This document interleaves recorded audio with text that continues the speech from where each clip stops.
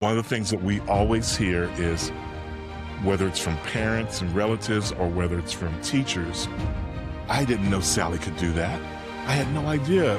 Sally never talks in class, but look at that, listen to that beautiful voice. And like, oh my gosh, I didn't know that he could dance and, all these different things. I think that our method of teaching presents an opportunity and an atmosphere. What we try to do is create an atmosphere where the kids don't feel pressure. They're open to trying new things. And we always set the table by saying, don't think of it like school. For the next several days, this is the Believe universe. And in the Believe universe doesn't necessarily operate the way everybody does outside this building. We are a family. We come together. We're going to support each other. If we make mistakes, that's great. That's how we learn. That's how we grow. Welcome to the Sock Door Podcast, where life is messy, but we always find meaning in it. Every week, we pull out the stories, the lessons, and the hidden gems. And then we ask the big question, keep it or kick it? If you're ready for real talk, brave steps forward. I'm your host, Lisa Begley, and you're listening to the Sock Drawer Podcast. Let's jump right in. Hello, Business Insider Roundtable listeners. Have you ever met someone who could walk into a room full of strangers and by the end of the week turn them into a community? Today, we get to talk with someone who's been doing that all over the world. Hello, everyone. And again, welcome to the Business Insider Roundtable. I'm Lisa Begley, and today's guest has spent his life at the intersection of entertainment, education, and community impact. Bruce Sampson is a performer, director, producer, and founder whose work has taken him from his hometown in Bogalusa, Louisiana, to stages and workshops across the U.S., Europe, Asia, and Africa. He's worked with theme parks, dinner theaters, international music, outreach tours, and arts organizations. But what really stands out is how he uses the performing arts to bring people together and help young people believe in themselves. He's the founder of Believe Performing Arts Experience, a camp and a workshop series designed to uplift youth and unite communities. And boy, do we need that today. Bruce, I'm so glad you're here. Welcome to the roundtable. Thank you. Thank you so much for having me. And thank you for that beautiful introduction. Oh, it's my pleasure, honestly. I've just been so excited to chat with you. Let's just start simple. So if we ran into you at the airport and I asked, so what do you do for a living? What do you do? How do you answer that these days? Yeah, it's a whole thing about the elevator speech and, and all of that. I haven't quite mastered it yet. In fact, I often joke around with folks saying, I'm still trying to figure out what I'm going to be when I grow up. Yes, I love that. Basically, I describe myself as a kind of the way you did, a producer, director, and self-proclaimed youth advocate, and primarily working in the performing arts. Yeah. How long have you had the performing arts space for the kids? Believe Performing Art Experience. It's a camp, right? And a workshop series. Tell me more about that. What kind of promoted that idea? What made you want to start that for kids? Oh my gosh. Well, first of all, I've been doing that, off and on and around the world prior to starting Believe, working for other organizations. Okay. And going around and directing other groups and doing workshops and things like that. And it's kind of a long story, but I'll try to condense it. That's okay. I was working for this other organization, and we were over in Europe, and we did a prison workshop. So we went to this all-male prison, and we were doing like a 2 or 3 day kind of workshop with performing arts with these prisoners. And they were, I guess I'll use the word hostile towards us. Yeah. And, but basically, long story short, by the end of it, we were up and singing and dancing together and having a blast. And we were like autographing each other's t-shirts and, and all this sort of stuff. And it was just a beautiful thing. And that evening, or actually the next morning, I had this idea that at some point in the night, I guess I woke up and wrote these notes down on my legal pad. And then I woke Mm-hmm. up in the morning and there was this thing, and at the very top of it, it just said believe. And it had this idea for doing this camp. And it was really intended only to happen once in my hometown. The whole idea was I go around the world doing this stuff and trying to impact lives through the arts. But it's like, I need to go back to my own backyard, and do something. And I didn't want to necessarily do it through that organization. I wanted to do it through my own vision for it. And so, but yeah, that's how the idea started anyway. I love it. Oh, so when you first, how long ago was that?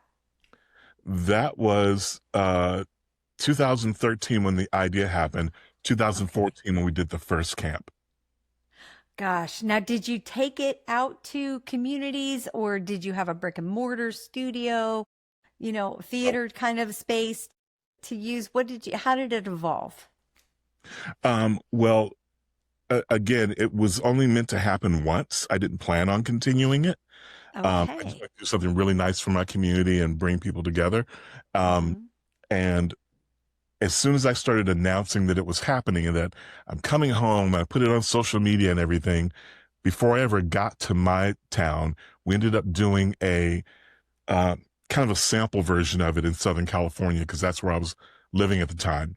And then we brought it. And then before I could finish that one, I got a call from a school that's about maybe 40 minutes from my hometown. And they were like, hey, you want to bring that here too? And like, yeah, we're going to be there anyway. Let's double up on it. Let's go down. And so that was the first one we did. And then there were some other folks that were there that were from a private school in Mississippi that some of those teachers and families brought their kids, and they told us before the thing was even over, they're like, okay, so next year you're going to come to our school.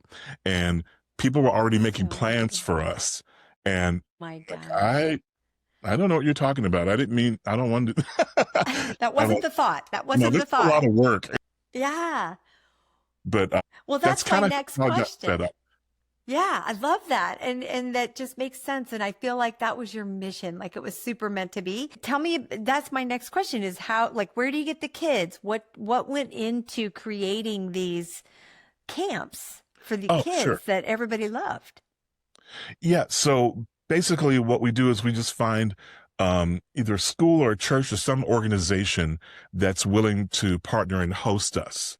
Okay. And then once we have that part figured out, then we just, utilize online services and stuff to promote it and get people to register for it. Okay. And all right. Yeah. What's an average class? What's an average class for you guys?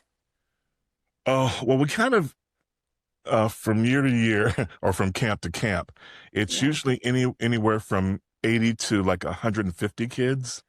It kind of just depends. And then what we do is we divide those kids up into three peer groups. So the elementary school kids are together, the middle school kids are together, and the high school kids are together. So for most of the time they're kind of separated and they kind of just rotate around to the different classes. Okay.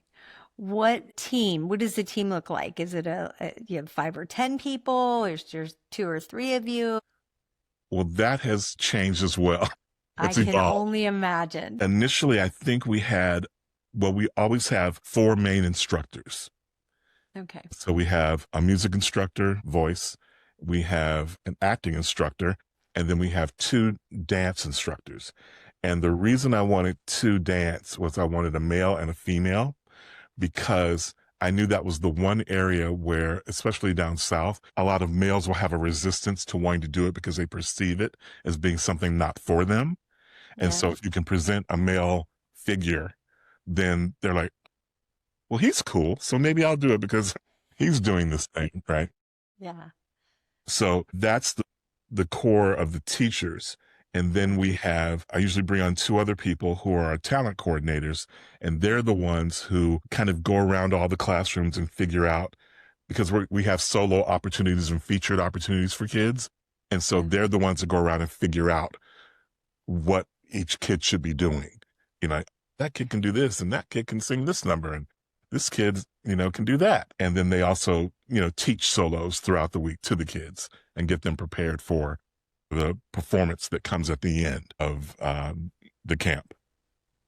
Okay, and the camp, I'm hearing you, is it a week long? Yeah, it's usually either 4 or 5 days. Okay. Yeah. Okay. Man, and is that based on how many kids you have? Primarily, yeah. But it also is just the host venue. Mm-hmm. Sometimes they can only accommodate 4 days or, what have you. Sure. So, yeah. How far out are you guys booked at this point? Oh, well, this is one of the things we're hoping to expand. But basically what we do is as we go into the next year, so we finish up during the summer. We pretty much only do this during the summer, at least for the most part, historically. Mm-hmm. But so I'll tell you historically, and then I'll tell you moving forward what we want to do. I love it. So historically, what we've done is we kind of figure out, well, what's our theme going to be? Who's interested in having us this year and all of that. And then by the end of the year, we have a calendar set up of here's where we're going and when. We can throw that on a website and we can people can start registering right away at that point. And then the rest of it is us. Okay, now we got to put the show together. Okay, let's figure out what this is going to look like and, and move on from there. That's amazing. So yeah, it's kind of an ongoing thing, sure. So it kind of takes a year, or at least historically. What we're trying to do now is we're trying to do more than that and expand our operation, so that we can go more places and do more things and not be simply restricted to the summer. So for the big camps, that'll probably always be the summer. But what we'd like to do, and we've had a few occasions to do this, is to sometimes just send out small groups of our team, like one person or 2 or 5 people, and send them out to do sometimes just a 1-day event. Sometimes we are doing it with kids, and sometimes we're actually doing it with adults, with teachers and psychologists and different folks like that. And we take them through exactly what the kids would go through. And then, and just trying to demonstrate like our method of teaching and reaching out to kids and bringing people together. So amazing. I assume there's probably not a lot of marketing at this point. It's all word of mouth. I mean, it just sounds like something that I'm surprised it's going to catch on and it's going to really where do you find your talent? The people your talent instructors, the ones that come or you send out to do the camps? So the actual, I always refer to them as directors. So directors. Sorry. Those directors are actually old friends and people that I've worked with when they were youth, when they were kids and directed them. And now they're adults and they're professionals in their industries. And so they all agree with the concept of Believe and are really passionate about being a part of it. And so that's the other reason I usually need to know a year ahead of time so that I can book them to be there, because they are in high demand and they too travel the world doing things on their own. Oh, gosh. So, it makes sense that it's mostly summer, but listen, let's take it back to the origin story because I want to know more about you. So I know let's see, at 15, you were accepted into the Young Americans. And at 17, right, you were touring with major acts. What do you think that younger version of you was chasing? Oh, wow. So I can tell you for sure that from a very, very young age, I would venture to even say like 8 or 9 years old, I knew that I wanted to be involved with music. And I knew that I wanted to, at least I thought, I wanted to sing and dance, and I wanted to write music. And so that's kind of where everything started. And to be honest, I was actually just talking to a friend about this the other day, that the first time I actually took it seriously and went, oh, I think I can do this, that I understand that this is something I can do and I don't necessarily have to wait for it, was watching the Ed Sullivan Show, which is dating me really a lot. I'm right there with you. Watching Ed Sullivan when the Jackson 5 first appeared. And I remember my mom calling me and saying, "Hey, there's some little boys on TV. Come see them." And I was like they're doing this like now, because I was already a big fan of music, and my dad was a teacher but also a musician, and he had this album collection, and it was mostly stuff like Nat King Cole and Frank Sinatra, and like a lot of the crooners and a lot of jazz, but he had a lot of varied stuff, right, as well. And so in my mind, I'm like, I have to be old like these guys in order to do this. Yeah. So watching the Jackson 5 was like I don't I'm have in. to. Yeah, I can start doing this now. So cool. Yeah. So that was kind of my beginning So of you that. knew early on for sure this was something that you had a passion for. Oh, for And sure. clearly a gift. So across, you through all your career so far, you've held a lot of roles: performer, director, choreographer, professor, founder. Did I hear writer in there?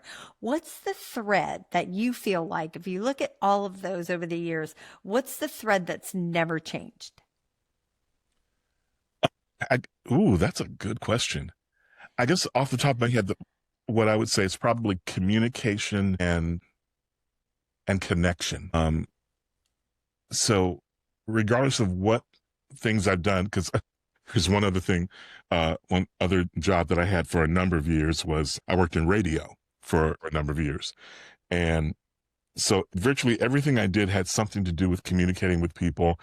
Music was usually somehow in there, and then like I said, the whole idea of connecting with people, because I found, that music is kind of that universal language that we can all kind of relate to and connect to.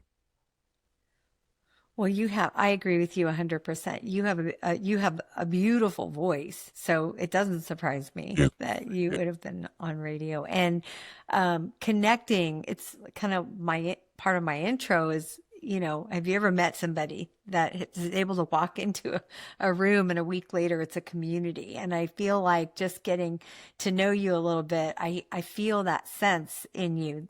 Look what you've created, this beautiful opportunity for these children to express themselves, to be creative, to find their creative spaces.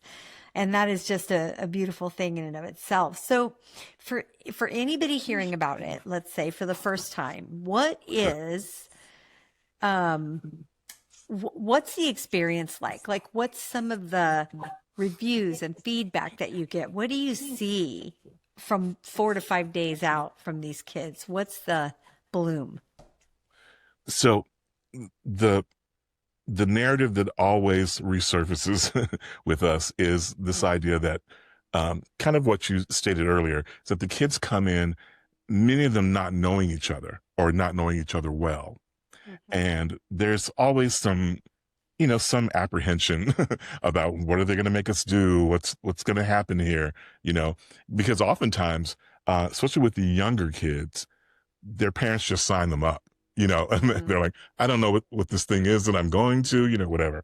And so, and I'm going to jump to the end for a second, then I'll come back. So at the end, one of the things that we always hear is, whether it's from parents and relatives or whether it's from teachers, they'll come in and one of the common things is, I didn't know Sally could do that.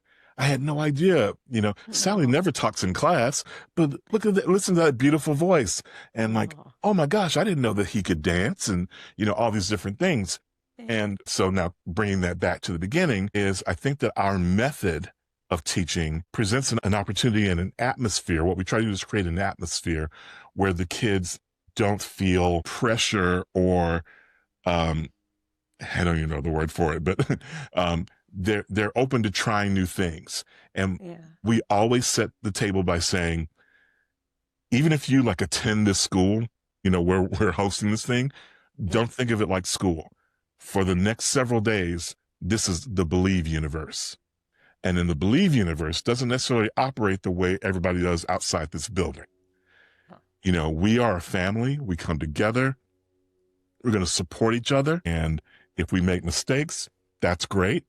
That's how we learn. That's how we grow. And in fact, I love when people make mistakes because then I know, oh, here's where I can help you. Here's how I can help you, and we never presume that, like, a lot of people will think that they need prerequisites to participate, and you don't.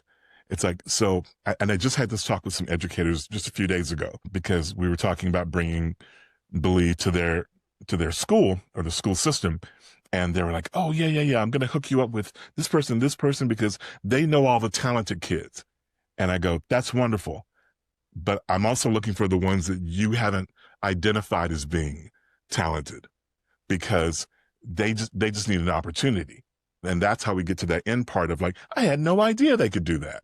It's like, yeah, because no one ever gave them the opportunity or gave them the space and the atmosphere in which to operate, to explore it, So, yeah, so what you get is you come in, and immediately one of the first things we do after we introduce ourselves and we show just how much fun we want to have and how silly we are and all of that, we say, okay, let's get started. We bring everybody up on stage because we usually start in the performance area. We go bring them up on stage. We throw on some music and the dance instructors get up and they say, okay, follow the leader. And they start doing some stretching and some different movements and stuff. Yeah. And so rather than going in and saying, how many of you have experienced dance? Or how many blah, blah, that immediately sets this thing of, oh, I don't, or, it shuts people down. Right. Yeah. And so we don't even bother with that. We go, yes, today if you've never sung a note before, today you're a singer. Let's go. So good. Yeah. So that's a lot of it. And then as we go along and we continue to support and they see that they can trust us, then we can do virtually anything at that point. Yeah. That's amazing. And I think just you and your team removing the fear, and the sort of anticipation of not knowing what's going to take place. It sounds like you just are able to lighten it up right away and bring everybody into a comfort zone that is safe. It's like a safe space where they can be anything they want to be. I love that. It sounds great. Now, let me ask you this. So did I see, I know you've been in multiple states, but even across China? Yeah. In fact, that happened our first year, that first summer, when again, I just went to go to my hometown. That was all I had planned. So there was a gentleman that I met in California through a mutual friend, and we'd gone out to dinner a couple of weeks before I left California to come to Louisiana. And during that conversation, I brought up Believe and what I was about to go do. And this person their business was handling cultural exchange programs. So they would mostly bring Chinese students over to America and have them experience, staying in homes and going to schools and, that sort of thing. And so I didn't really think much about this guy. I met him. He was very nice. And, we had a great dinner and everything. And then I went on about my business. And so the first day of our very first camp, I'm driving to the school and I get a call from that gentleman. And he said, hi, Bruce, this is Daniel and my plane just landed. And I'm like, great. Where? What? Like, why are you telling me? Like, what's going on? And he goes, I go, where? And he goes, in New Orleans. New Orleans? And he's like, yes, I want to come see your Believe. And I'm like, you flew over here to come see Believe? And he's like, yes. He goes, so I just need to know an address of where do I go? And so I gave him the address. He came, he stayed the whole week. He watched every day afterwards. He would come up to me, shake my hand and say, thank you for allowing me to experience this. And he would always end by saying, the children of China need this.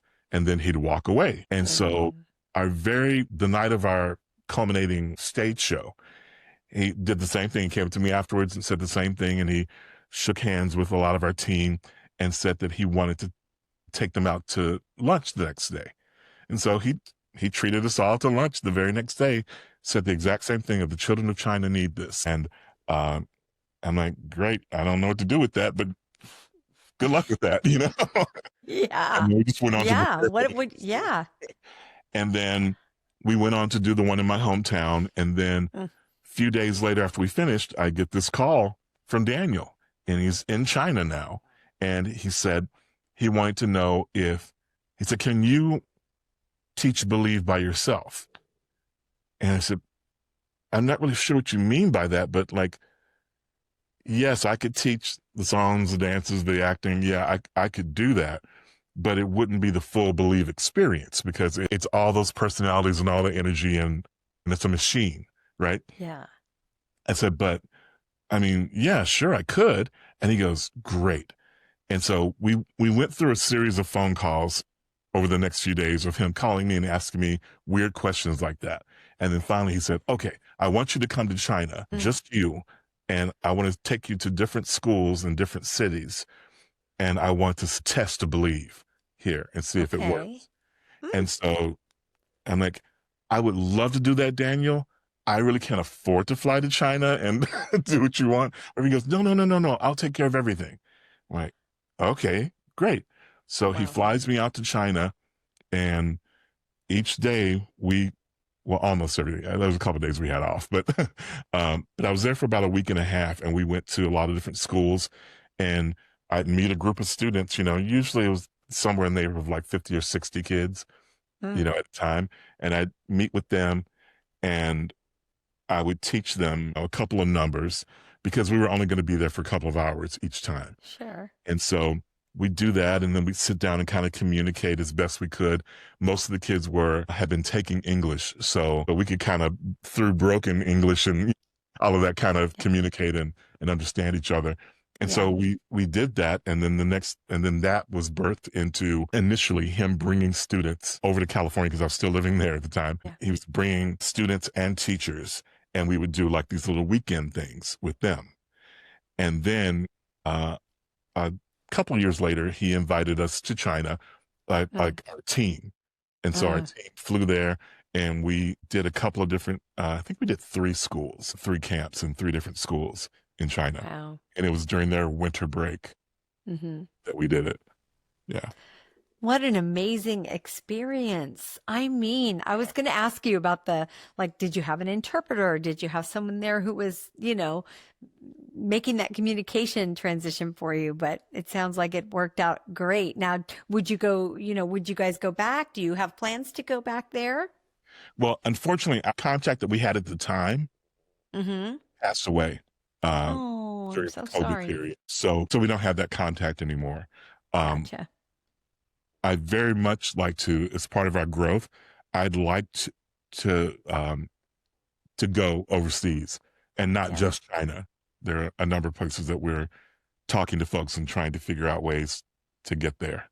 To bring it. That would be amazing. When you walk into a new city, and not necessarily internationally, but when you walk into a new city with a camp or a workshop, what do you pay attention to first? Oh, I may need more information. What do you mean? Like talent or energy or the needs of the community. Like, what do you focus on when you're bringing your team and starting a workshop? What's the first thing that kind of you look for?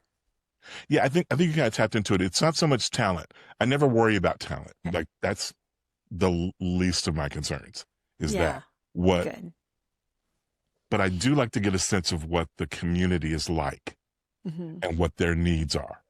So, and sometimes in some situations, you'll talk to a potential host, and they'll say, yeah, I think you guys would be really good here because our community just went through something where, some kids passed away, or, something sad happened, or it's not always that, but, that something has happened in the community that's kind of touched everyone. And so I love to know that going in, but even when we don't know it going in, we usually figure it out during the course of the week and pretty early on. Our acting instructor, Nick Rocks, is amazing in that. And I love to sit in his classroom because it's like a psychology class. It's amazing. Like, he really gets those kids to open up. And one of the things that we always do, and this, I think, is one of the things that's important about the trust factor and creating the atmosphere that we want, is it is that whole trust thing of like, look, we're going to be honest with you. We're going to be real, and we're going to be honest. We're not playing favorites. We're not Like some of the other dynamics that you may be accustomed to in other environments is not what exists in the Believe universe. And so we're all together and we, and that's one of the things, like I said in the very beginning, where we show them that we're also silly. Like Yeah. we laugh and joke around with each other and tease each other and everything. And it's like, that's setting the table for them to understand this is who we are. This is not going to be this strict, authoritarian thing. Like, yeah, we have rules, obviously, for safety and for productivity's sake. You said something earlier that strikes me personally is family. You said, we get up there and we tell them, this is the Believe universe. We're family. And that to me already makes me drop my shoulders, take a deep breath. Like, now I'm an adult. So, I'm sure for kids, it could be different, but I think that's such a beautiful way to kind of relax the start, right? And and just bring them in, right? Is there like a moment, I guess, is there a moment from a camp, any camp or program where you watch someone walk in one way and they walked out changed? It's probably every camp, right? Yeah, that's what I was going to say. It kind of happens all the time. And I'll give you an example. Yeah. So as part of our show that we do at the end, we have a segment just before we conclude and do our final couple of numbers. We have a moment where we let the kids talk and we basically just say, share with us what this week was like for you or what Believe means to you. And that's another one of those things about trust, because we don't know what they're going to say. Right. We just hand them a microphone and go, please let it be, kosher. Clean. Yeah. And that's usually every time we have a show, that's the moment where I break out the tissue because I just lose it, because especially when the kids get it, because most of them don't focus on, I learned how to dance or I did this or whatever. They always focus on the togetherness. I made a new friend. I learned this. I have more confidence now. I don't have to be afraid. Those things. And like, there it is. There it is. They get it, and like and like I said, we do that at every show. So that's that moment, Yeah. Yeah. Love that. Little different question for you because I'm curious how this translates, right? For leaders listening who don't work in the arts, what is a principle from your world they could borrow to strengthen their team or their culture? Oh, well, I'm going to go back to the communication thing.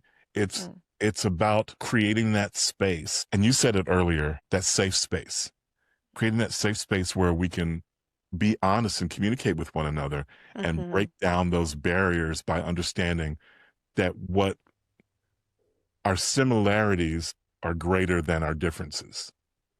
And if we just give ourselves the space and the time to communicate and to be, that scary word, vulnerable, if we, without actually feeling vulnerable, you know what I mean? Like to create that space. I think that's the thing. Just creating space for their team to be open. Yeah. I love that.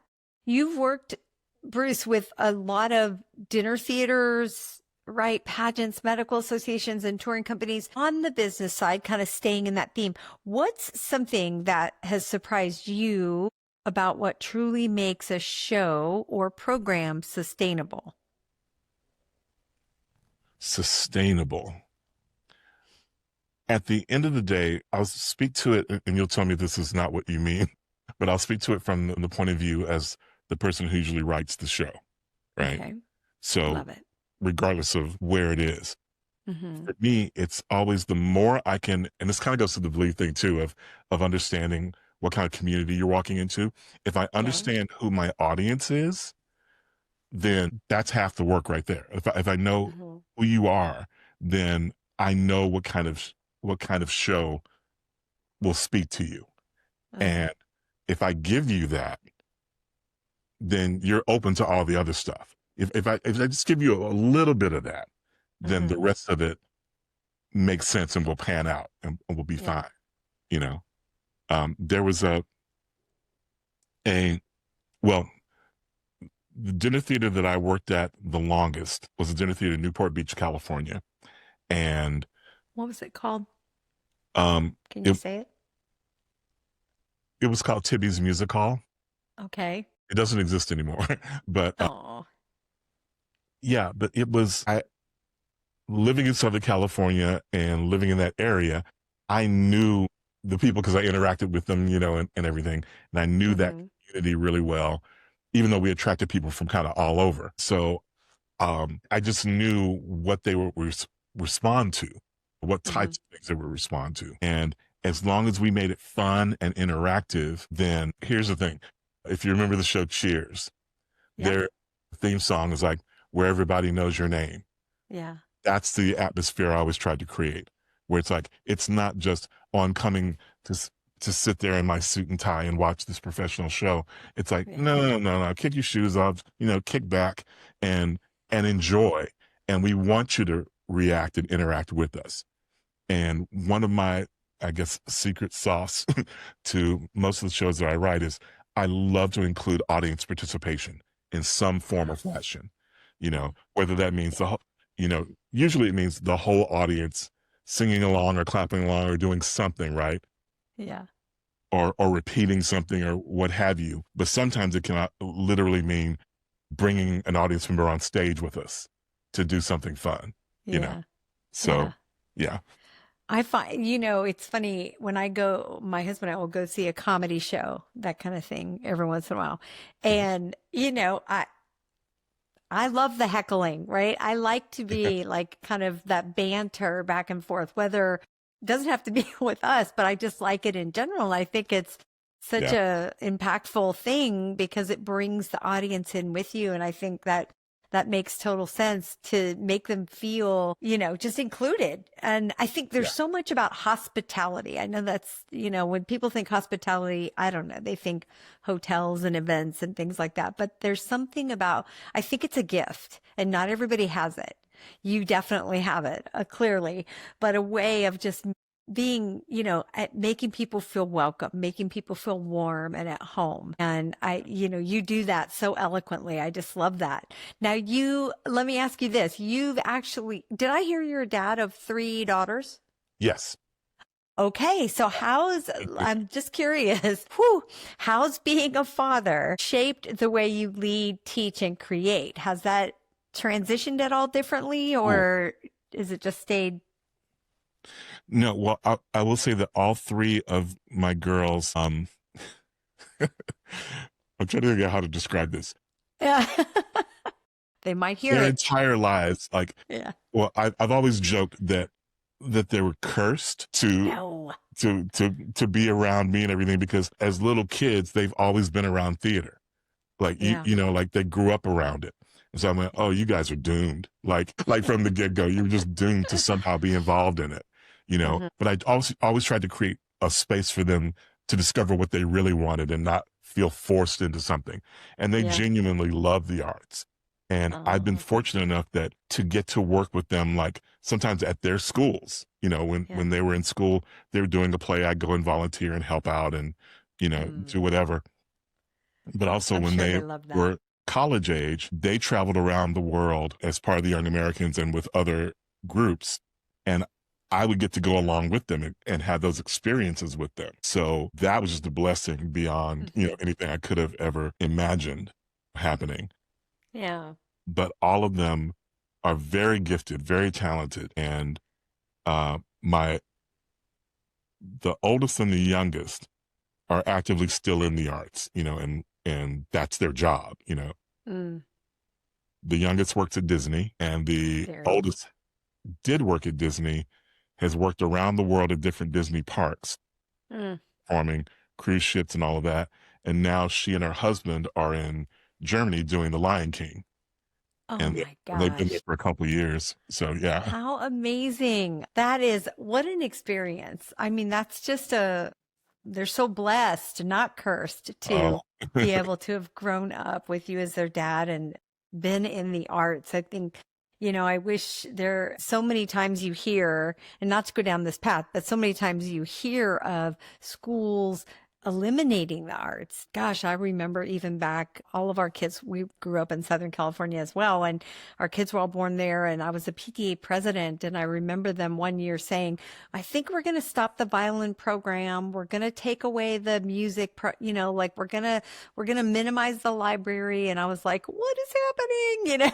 Right. Like, Right. no, we need these things. These are so key. So I appreciate that. And that's amazing that you have daughters doing that still making that their career. Now you, Bruce, have judged competitions, right? You've served on grant panels and you've directed huge productions. But what's the one quiet moment that kind of made you think, this is why I do this? I guess I would just say it's another one of those things of like whether it's a show or production or whatever, when a parent, in fact, I can give you the perfect example. There's this one parent who, in fact, sent us a video testimonial Oh, that every time I see it, I like, I'm like, I get a little choked up, a lot yeah. choked up, because she gets choked up in the video. Mm. And she said something to the effect of, she said, my daughter used to keep herself in this little cocoon. And she goes, I always knew there was this specialness in her that she would never let out. But after doing Believe, she said, I can only attribute to Believe this thing that allowed her to open up and become who I always knew she could be. And Yeah. right before she said that, that's when she would like, who I always knew she could be. And I'm like, that's it, Yeah. And so it's those moments when someone will come up to you afterwards, or I'll give you this example too, especially in my hometown, since year after year after year, we've come here with Believe, right? That I'll run into, like I'll go to a restaurant or something, or whatever, and there'll be this adult that will approach me, this young adult, and they'll break onto a big smile, and I'm like, evidently we must know each other, but I don't recognize you. And then they'll say, aren't you Mr. Believe? My gosh. And then they'll relate a story to me of how much that meant to them, because they took it years ago. Now they're an adult, and they're like, you changed my life. And wow, like that's intense. You can't ask for anything more than that, to have somebody come up to you and say, you changed my life. Oh my gosh. Yeah. Powerful. Yeah. Well, if I could throw in one other little quick thing Please. about that is, and I failed to mention this earlier when we talked about our team and the size of it and all of that. In addition to the directors and the talent coordinators, we also have a group usually of about 6 to 8, we call them counselors, camp counselors. And some of our counselors now, in fact, I'm willing to bet almost all of them. I have to go back and think about it. But most of our counselors now were once kids who took the camp and who reached out and said, I want to do for other kids what you did for us. And that's everything, and they will stop whatever they're doing. There's one young lady, she actually moved away, and she lives in Tennessee now. She's married. She's a teacher. She's a school teacher now. And she always comes back to Louisiana to do the Believe in that area, like to be a counselor every time. Yeah. You're a teacher now. And she goes, I don't care. I don't care. I want to be here. Oh, Yep. well, that is a testament to you and the culture you've created and brought to the surface for people to come and feel safe and want to participate and want to be there as often as possible. I hope that we can get this out. You can get this out to the world, that more and more schools and people, you're probably like, oh, that's not how it started, but it is kind of where it's headed. And I think there's a reason for that. Bruce, let me ask you, for anyone listening who has a talent, a passion, or even a tiny spark that they haven't really touched on at all or in a long time, what's a very small step you would suggest they take to begin believing in themselves again and get back to that piece of themselves? but Ugh. because I find that it always comes back, tenfold. Yeah. If you initiate that, and then it's that thing of how you made someone else feel. And the Maya Angelou, someone said once the thing Yep. about you won't forget, you'll forget what people did or what this or that.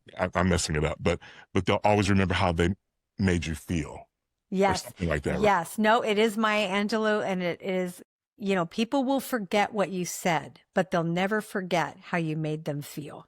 Right. Yeah. So powerful. I love that saying. It just gives me chills that you brought it up. And Bruce, gosh, what a wonderful thing you're doing for our kids out there.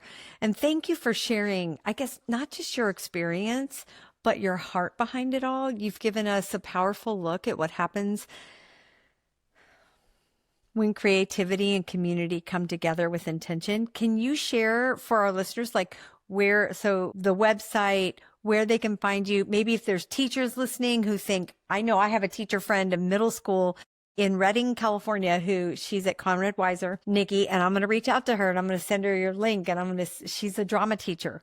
And she's put on many, many shows. I can imagine she would love to have her kids be able to attend a camp in the summer. So not to send you to Reading, Pennsylvania, but maybe, Oh, I'm down. I would like to pass that along to her. But where can people find you, especially if they want to send their kids or they're interested in finding out more?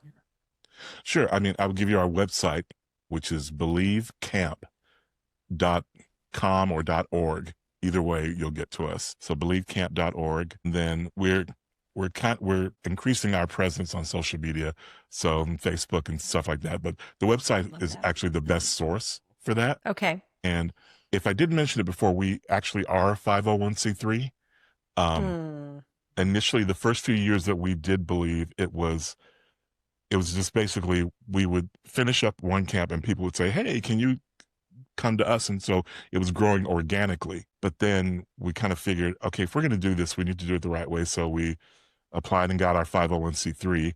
And so now one of the things we're also doing is looking for people to give and support what we're doing, because it is kind of an expensive proposition in that every time we do these summer camps, we're flying people from California, Seattle, New York, Chicago. They're all flying in, and it takes a lot to, we have to rent vehicles and feed them and house them and all those things. So it can be an expensive proposition. And so any kind of support that we can get to continue that and to grow it so that we can reach more communities, especially those underserved communities. Okay. Are you on Instagram? We are. Okay. I want to say it's just Believe Camp. Okay. So. I'll find you because I'm going to put it out there as well. Listen, so anybody looking to make a donation, help fund these kids getting a beautiful, amazing experience that's changing lives, especially for them later, please find it. Believecamp.org, believecamp. Bruce, again, thank you for sharing. To our listeners, if today reminded you of the impact one person can make simply by believing in others, maybe that's your cue to step toward your next chapter, either by giving, supporting, or sharing. Thanks for joining us today on the Business Insider Roundtable. We'll see you again next time. All right, Sock Drawer family, that's a wrap on today's Drawer Dump. Big thanks to our guests for sharing their story and their heart with us. Until next time.